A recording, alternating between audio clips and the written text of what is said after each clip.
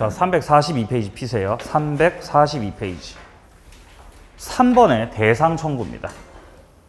자, 대상 청구라는 말이 나왔을 때는 가치 변형물을 기억합니다. 뭐를 기억한다고요? 가치 변형물. 그게 어려우면 보상금. 그게 어려우면 뭐라고요? 보상금, 보상금, 수용 보상금. 수용 보상금 빼가 못 빼가? 예?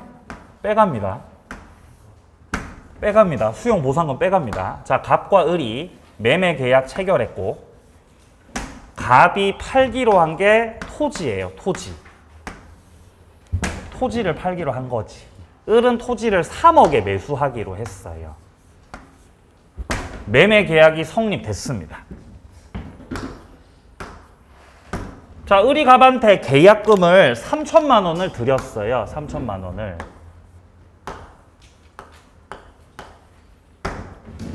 (3천만 원) 드리고 그리고 중도금을 1,700, 1억 7천. 1억 7천을 드린 거지, 중도금을. 그럼 이제 잔금도 줘야 되죠? 잔금 주면서 땅을 받아와야죠. 근데 수용된 거예요. 땅이 갑자기 수용된 거예요. 수용. 그러면 수용돼서 땅이 국가로 넘어가 버리기 때문에 갑은 땅 넘겨 못 넘겨? 땅 못 넘기죠? 후발적 불능. 이거 지금 후발적 불능인 거죠. 후발 불능. 후발 불능 됐으니까 을은 땅을 받아요, 못 받아요? 못 받아요. 불능 됐어요. 누구 잘못이에요? 둘 다 잘못 아니죠.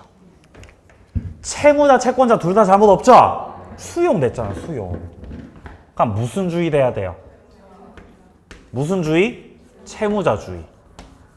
채무자주의가 된다. 그러면 채무자주의가 됐기 때문에 을은 갑한테 지금 계약금하고 중도금하고 2억 넘겼죠? 2억 달라 그래야죠. 그죠? 2억 달라고. 2억 줘. 그럼 2억 돌려받고 이제 어디 가요? 집에 가야죠. 그죠? 빠이빠이. 빠이빠이. 근데 보상금이 나온다는 거예요. 보상금이 나온다는 거지. 야, 수용 보상금 얼마냐? 수용 보상금이 4억이 나오는 거예요. 미쳤다. 4억. 그럼 을은 계약금하고 중도금하고 달라고 해요? 달라고 안 해요? 달라고 안 하는 거예요. 오히려 보상금이 4억이기 때문에 갑한테 1억 더 주고 대금을 다 갖다 줘버리고 보상금을 빼간다는 거죠. 이걸 뭐라 그래? 대상 청구라 그래요. 이걸 대상 청구권이라고 합니다. 채권자 지위에서 목적물은 불능이 돼버렸지만 그 가치가 변형된 형태로 이렇게 돈이 남아있기 때문에 그 돈을 빼가겠다라고 하는 겁니다. 대상 청구. 자, 보죠. 자, 일단 개념에서는요, 채무이행이 쌍방의 과실 없는 후발적 불능이 되었어요. 근데 채무자가 이행 목적물에 대신하는 이익을 취득한다는 거죠. 이때 채권자가 그 이익을 청구할 수 있는 권리, 이걸 대상 청구권이라고 합니다. 자, 일단 동그라미 1번입니다. 쌍방의 책임 없이 이행 불능이 된 경우다. 따라서 위험 부담 문제로 귀착된다. 채무자주의이기 때문에 매도인은 소유권 이전 의무가 소멸해버리고 매수인은 대금 지급 의무가 소멸하는 겁니다. 동그라미 2번이요. 매수인은 매도인에게 채무 불이행 책임을 묻지 못한다. 왜 그렇죠? 왜 그렇죠? 채무자에게 귀책이 없어서. 이런 거 책임 물으려면 채무자한테 귀책 있어야 되죠? 그게 없다는 거죠. 해제 손배 청구 못합니다. 따라서. 자, 내려갑니다. 3번 대상 청구입니다. 채무자가 불능을 원인으로 급부에 가름하는 이익을 얻는다. 수용 보상금 받거든요. 그러면 채권자가 본래 급부에 가름해서 다른 이익을 청구하는 겁니다. 자, 디귿 보세요. 디귿. 매수인이 매매대금 전부를 지급하면 수용 보상금이 그 청구권이 매수인한테 자동적으로 귀속되는 게 아닙니다. 매수인이 청구해야 됩니다. 지금 이 지문에서 말하고 있는 거는 을 쪽에서 갑한테 3억을 주면 보상금이 을한테 자동 귀속돼 보상금 달라고 청구해야 돼. 청구해야 된다는 거예요. 청구를 해라. 자, 리을입니다. 목적물 강제 수용됐을 때 매수인이 대상 청구권 행사를 했다. 그럼 매도인은 돈 달라고 할 수 있다는 거죠. 아직 3억을 주지도 않았는데 보상금 달라고 청구했죠. 그럼 갑은 을한테 뭐 달라고? 돈 달라고. 그럼 매매대금 내놔라 라고 청구할 수 있다는 겁니다. 자, 여기까지 위험부담이었고요. 자, 이제 제3자를 위한 계약으로 넘어갑니다.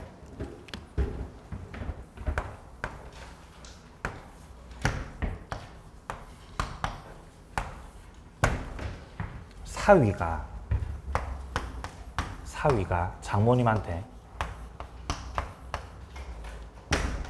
장모님한테 뭘 사주죠? 뭘 사줬더라 그때? 뭘 사주냐면은 양 맞아.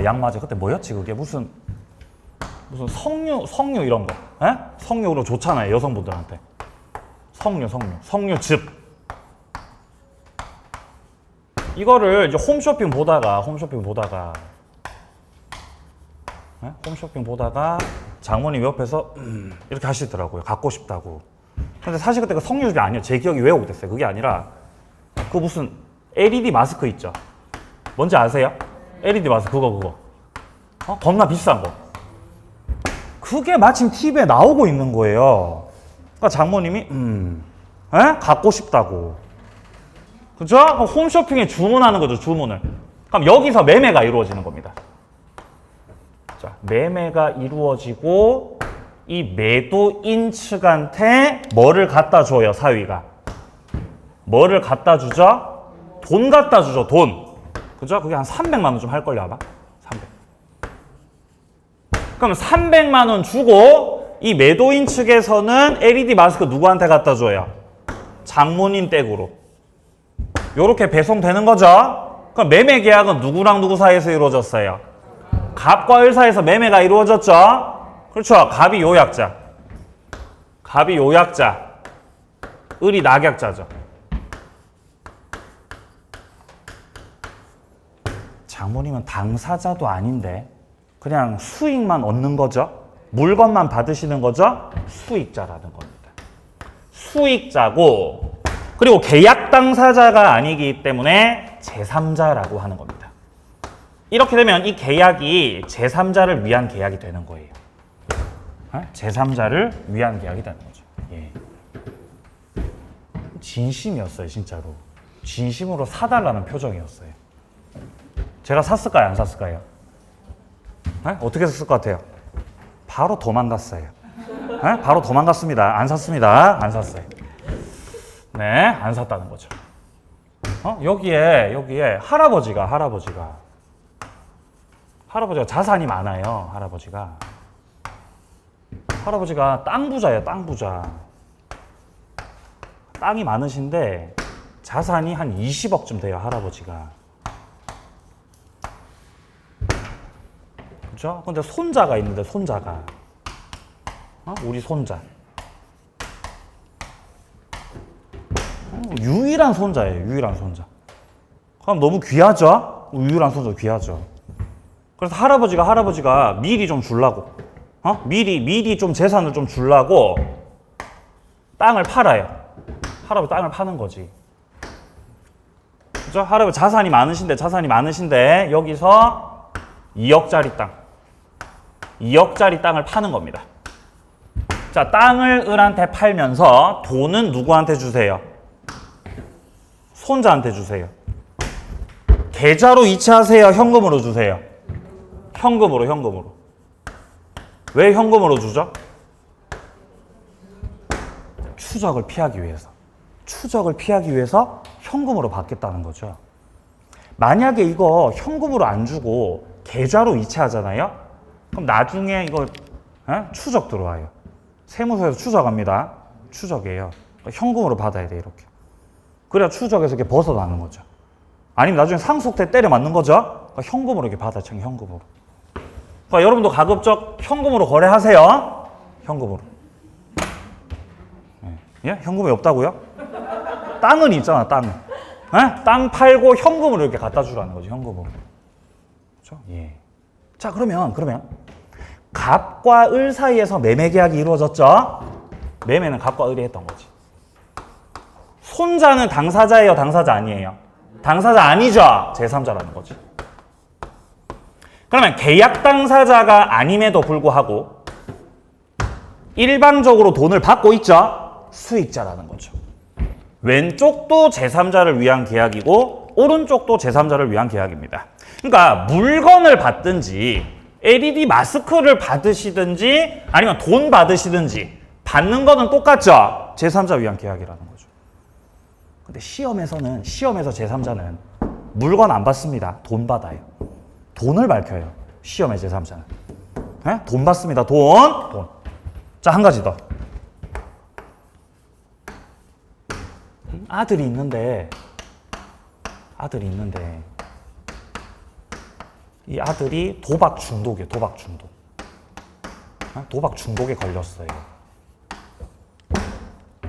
그래서 채권자가 너 손모가지 내놔라. 너 손모가지 내놓으라고 채권자가 쫓아다니고 있어요. 그렇죠? 이자가 불어가지고 빚이 지금 1억이에요. 1억. 빚이 1억이라는 거지.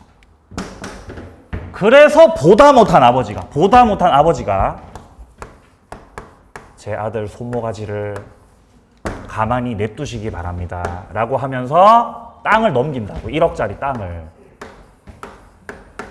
그럼 아버지가 1억짜리 땅을 넘겨드릴 테니까 아들한테 1억 받으세요. 채무 면제시켜주세요. 채무 면제시켜달라고 하는 거지. 그러면 제3자가 지고 있던 도박 중독으로 지고 있던 채무가 뭐가 돼요? 면제가 되는 거잖아요. 이것도 수익 있는 거 없는 거? 이것도 수익 있는 거지. 이것도 제3자 위한 계약이에요. 이것도 제3자 위한 계약이에요. 그러니까 뭐 물건을 받든 현금을 받든 아니면 빚을 면제시켜 주든 전부 다 수익은 있는 거다. 싹 다 제3자를 위한 계약입니다. 자, 일단 먼저 1번부터 확인합니다. 계약 성립이 나와 있어요. 양괄호 1번에서 요약자, 낙약자 합의를 통해 성립한다. 동그라미 1번 둘째 줄. 수익자는 계약 당사자 아니다. 따라서 오른쪽에 취소권, 해제권 이런 거 행사해 못해요. 취소나 해제는 누가 하는 거? 당사자가 하는 거지. 당사자가. 제3자는 해요? 못해요. 그렇죠? 얘네들이 300만 원 받으셨으면은 마스크 보내줘야 되죠? 안 보내주는 거예요, 마스크를. 물량 소진. 물량이 다 소진돼 버린 거지. 너무 인기가 좋아가지고. 이때 장모님이 기다리다 지쳐서 홈쇼핑 전화해가지고 계약 해제하겠습니다. 돼, 안 돼? 안 돼요. 당사자 아니시잖아요. 해제는 누가 하는 거? 사위가 해제해야죠. 그거 안 살랍니다. 계약 해제할게. 때려쳐.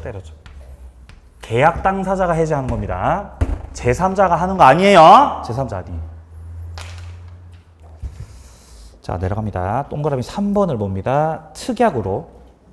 특약으로 수익자에게 권리뿐 아니라 의무를 부담시킬 수도 있고 아니면 수익자가 낙약자에 대해서 부담하고 있던 채무를 면제시켜주는 그 약정도 유효다. 이것도 제3자를 위한 계약입니다. 그럼 여기서 수익자가 아들이죠? 아들. 낙약자가 채권자죠? 자, 수익자가 아들이고 낙약자요 채권자죠, 채권자. 낙약자 쪽에서 지고 있던 요 수익자가 지고 있던 채무를 뭐 해주는 거? 채무 면제시켜주는 거. 그것도 제3자 위한 계약이죠? 제3자 위한 계약이죠. 자, 내려갑니다. 수익 표시. 자, 수익 표시. 수익 표시 성질은요. 자, 먼저 계약의 성립 요건은 아니고 권리의 발생 요건이라는 겁니다. 권리의 발생 요건이다. 자, 이제 본격적으로 봅니다. 아까 전부터 제가 말씀드렸던 이 제3자를 위한 계약의 형태는 여러 가지가 있겠지만 시험에 나오는 건 제3자가 물건 받아요, 돈 받아요? 돈 받습니다. 돈 받아요, 돈. 돈 받습니다.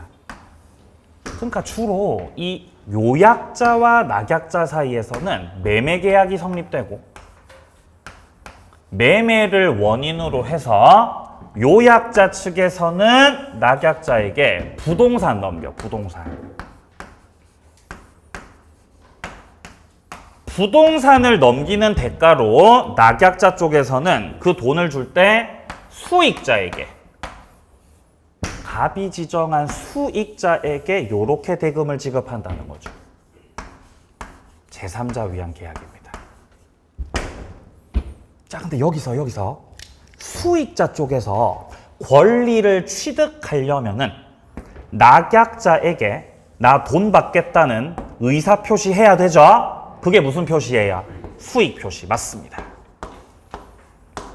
낙약자 쪽에서 이렇게 수익자 쪽에서 낙약자에게 수익 표시를 하게 되면 그로써 수익자는 돈 받을 수 있는 권리를 취득하게 됩니다. 수익 표시 전까지는 권리 취득을 못합니다. 자, 그리고 수익 표시하는 거하고 계약이 성립되는 거하고는 상관없지요? 상관없지요. 자, 수익 표시하면 권리 취득한다. 그러니까 수익 표시는 계약 성립 요건이다, 권리 발생 요건이다. 권리 발생 요건이다. 계약 성립 요건 아닙니다. 권리 발생 요건. 자, 그리고 동그라미 2번입니다. 수익 표시 상대방은 당연히 낙약자죠. 낙약자에게 수익 표시를 하게 됩니다. 근데 병 쪽에서 수익 표시를 안 하면 낙약자 쪽에서 수익 표시할 끼가 말 끼가를 뭐 할 수 있어요? 최고.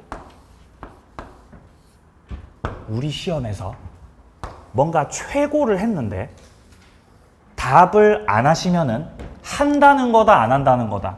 안 한다는 거지. 거절로 간주되죠? 답 안 하시면요. 넘기세요.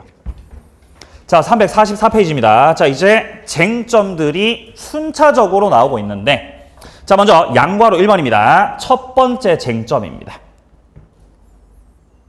자, 표를 보시면은 표 첫 번째 칸에 요약자와 낙약자 간의 계약이 소멸했다라고 나옵니다. 그리고 두 번째 칸에서는 요약자와 수익자 간의 법률 관계가 소멸했다.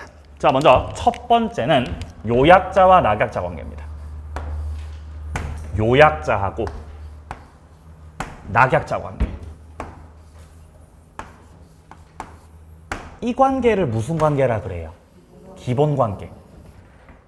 이 관계가 기본 관계예요. 그리고 이 관계가 당사자 관계예요.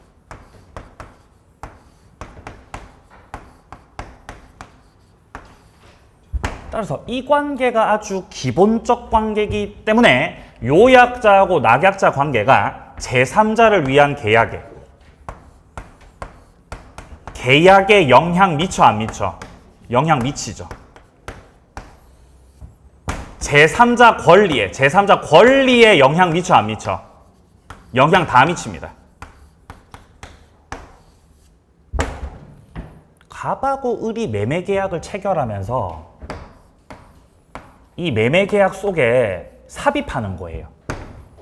갑이 을에게 부동산을 넘기되 을 쪽에서는 제3자에게 대금을 지급한다. 이렇게 요런 내용의 약관이 들어가는 거예요. 매매 계약 속에. 제3자 수익 약관입니다. 제3자 수익 약관.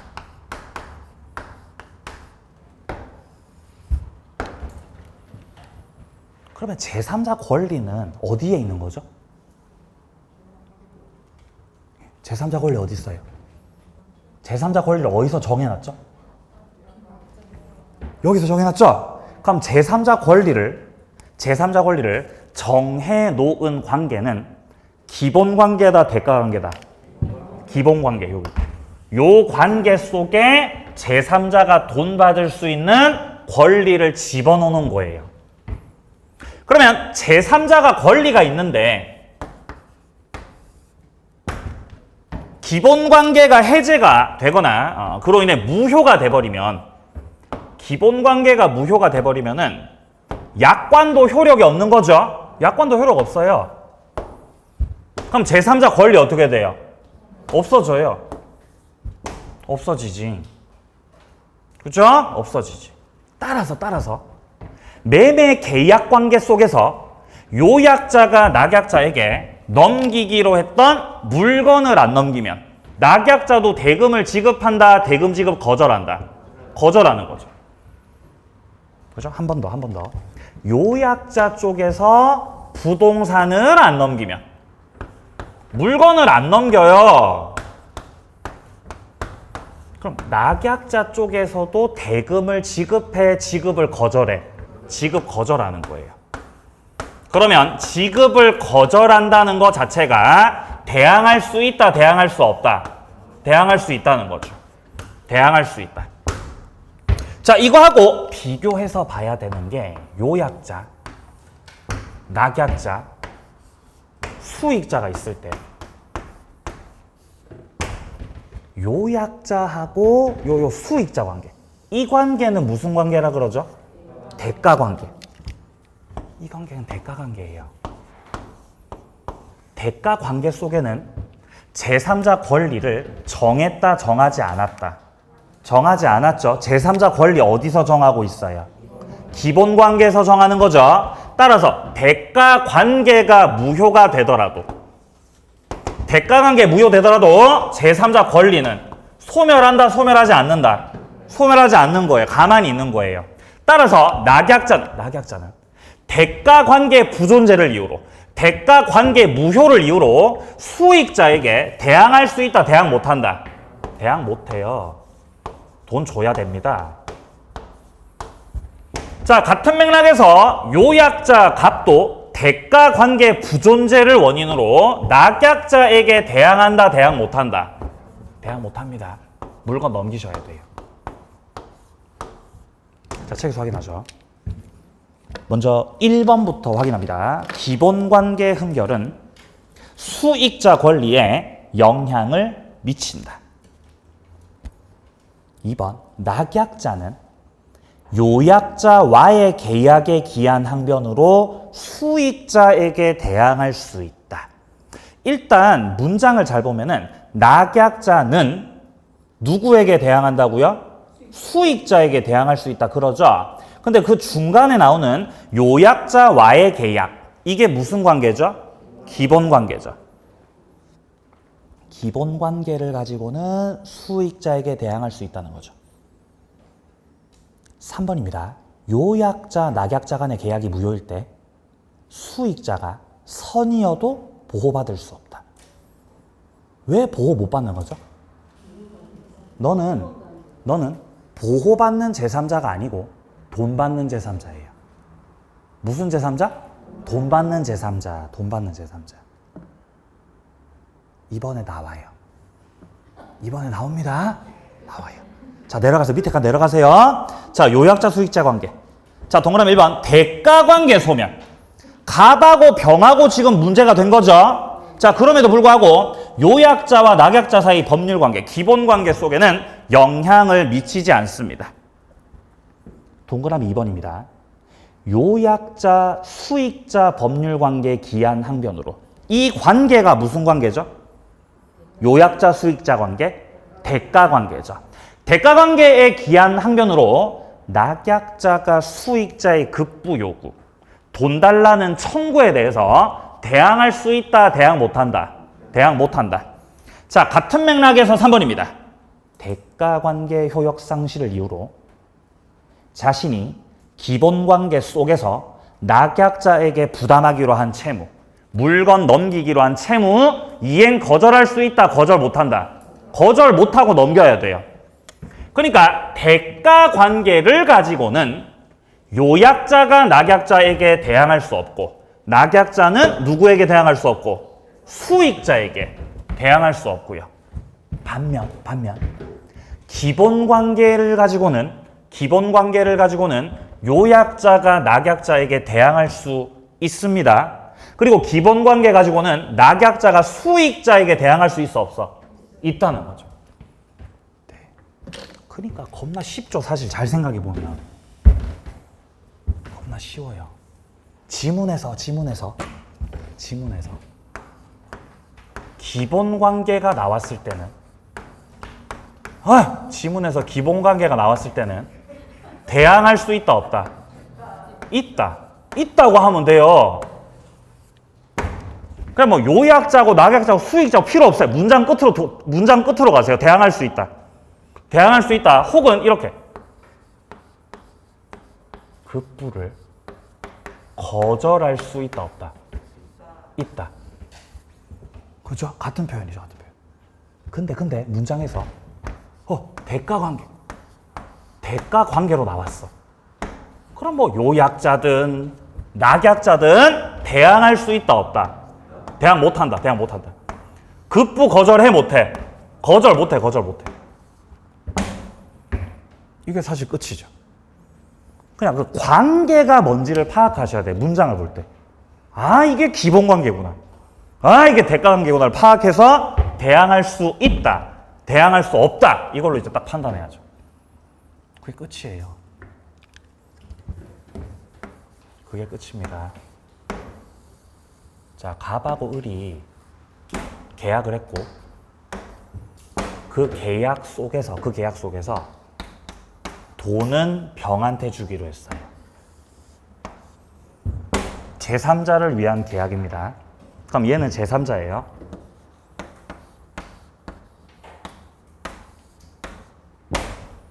근데 갑하고 을이 했던 게 통정의 표시였어요. 통정의 표시네? 통정의. 그럼 통정의 표시 유효, 무효? 무효.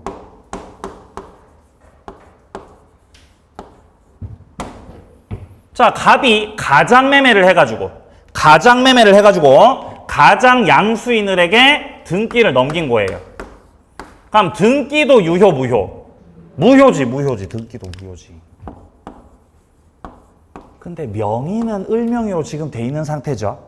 이 상태에서 을이 이 부동산을 그대로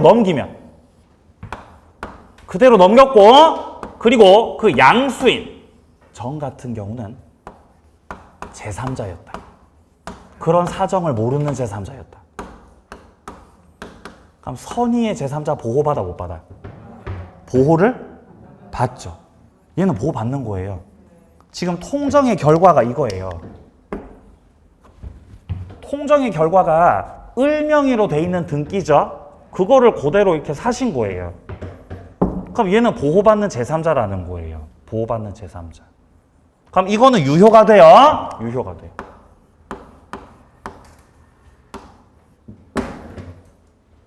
그럼 갑은 선의의 제3자에게 대항할 수 있다 없다? 없는 거지. 통정의 무효를 가지고 선의의 제3자에게 대항할 수 없다.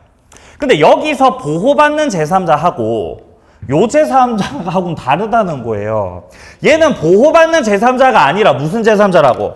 너는 그냥 돈 받기로 한 제3자잖아. 돈 받는 제3자라고 얘는.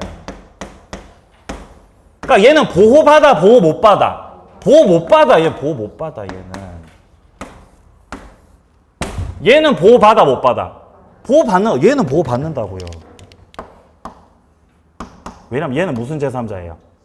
보호받는 제3자. 얘는 보호받는 제3자예요. 얘는요?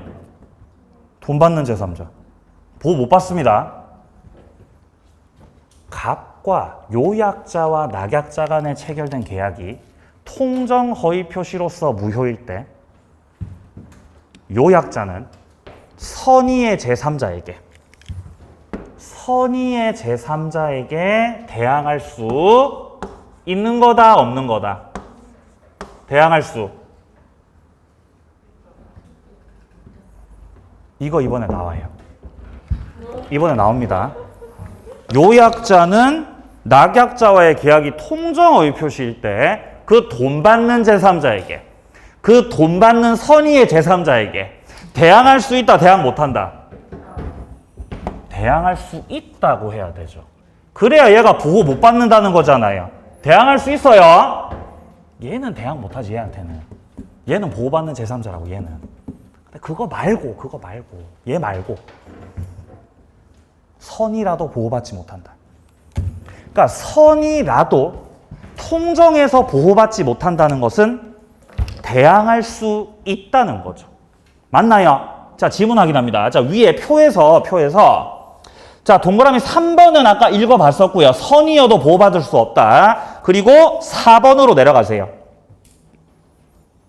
제3자를 위한 계약의 수익자는 108조 2항 허위 표시 제3자에 해당하지 않습니다. 이게 뭔 말이냐? 통정에서 말하는 보호받는 제3자가 아니고요. 얘는 그냥 돈 받는 수익자인 제3자입니다. 이 말이죠. 그러므로 또한 수익자는 548조 1항 단서 해제에서 보호받는 제3자 있죠? 거기에도 해당되지 않는다는 거예요. 그러니까 통정이 됐든 해제가 됐든 수익자는 보호받는 제3자가 아니고 무슨 제3자라는 걸? 돈 받는 제3자라는 걸 기억하시라고, 이거를. 그냥 말장난하는 거예요. 둘 다 제3자니까. 둘 다. 얘는 보호받는 게 아니라는 걸 기억하셔야 돼, 얘는. 한 번 더 말씀드립니다. 요약자와 낙약자 간의 계약이 통정 허위 표시일 때 요약자는 선의의 제3자, 그 돈 받는 선의의 제3자에게 대항할 수 있다, 대항 못한다? 대항할 수 있다. 맞나요? 대항할 수 있다. 이번에 출제. 에? 이번에 요거 출제, 요거 출제. 자, 그러면 갑은 보호받는 선의의 제3자에게는 대항할 수 있다, 없다? 대항 못하는 거예요, 얘한테. 얘는 보호받아요. 대항할 수 있다. 맞추세요. 확인할 겁니다, 맞추시는지. 자, 이제 밑으로 내려가세요.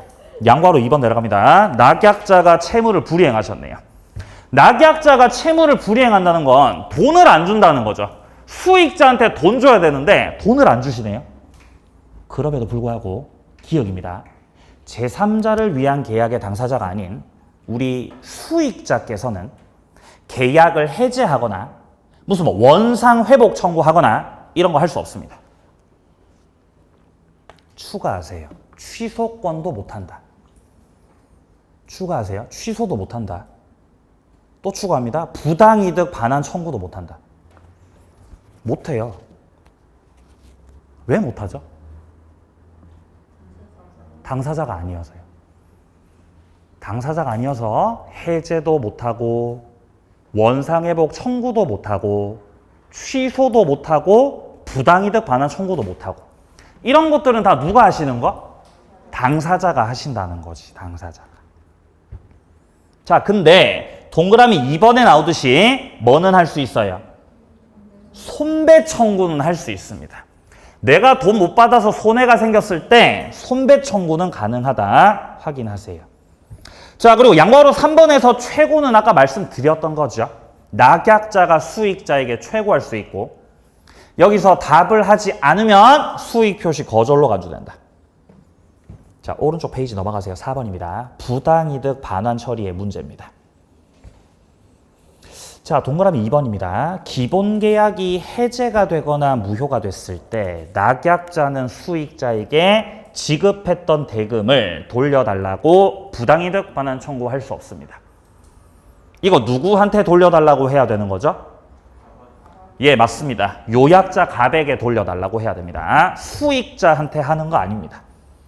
자, 내려갑니다. 5번 수익 표시 후. 수익자는 낙약자에게 이행 청구할 수가 있다. 돈 달라고. 자, 2번입니다. 요약자도 낙약자에게 빨리빨리 돈 주라고 이행 청구할 수 있겠죠. 3번입니다. 요약자가 급부를 이행하지 않으면 낙약자는 수익자 급부 청구를 거절할 수 있다. 맞습니까?